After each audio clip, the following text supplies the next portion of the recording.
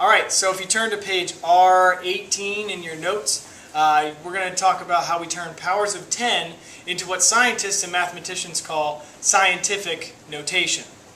Alright, so you know how to evaluate a positive and negative power of 10 based on what we did last time. So now we're going to write numbers in scientific notation. So what do you need?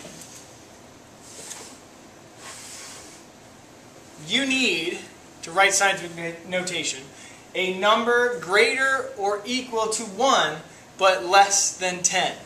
Okay? So for the sake of argument, let's just use the number 2.3.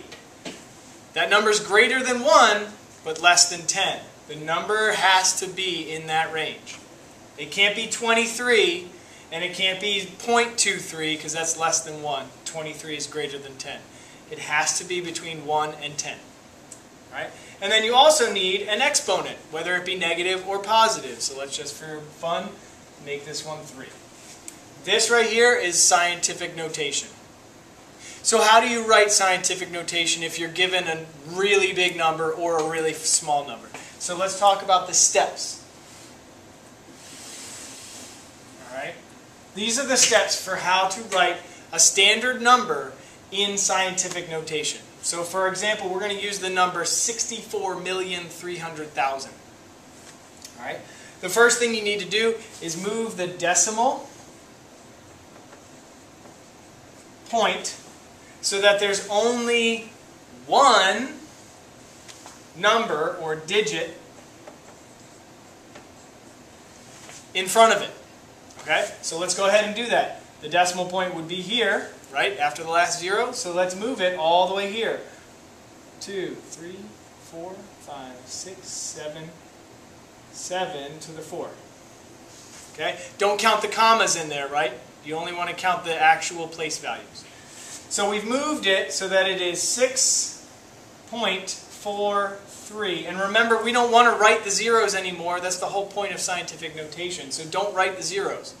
Just do 6.43 and ask yourself, is that number between 1 and 10? Yes, it is. So then we go to step 2. You want to count the number of places that you moved the decimal point. Whoops, spelled decimal wrong. Alright, good thing we're in math class, not language arts. Alright, this is your exponent. So in this case, we moved it 7 times. So I'm going to do times 10, and then I need an exponent. It's going to be 7.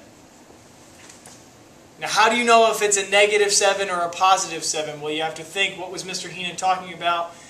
Really large numbers like this have a positive exponent. The really small decimals, they have the negative exponent. Okay? So go ahead and do the rest of the examples on your own. Pause the video and wait, and then you can pick it back up when you're done with those examples. Or you can watch the rest of the video and then do the examples later. But we're going to move on to the next section of the notes, which are the steps for writing scientific notation in standard form.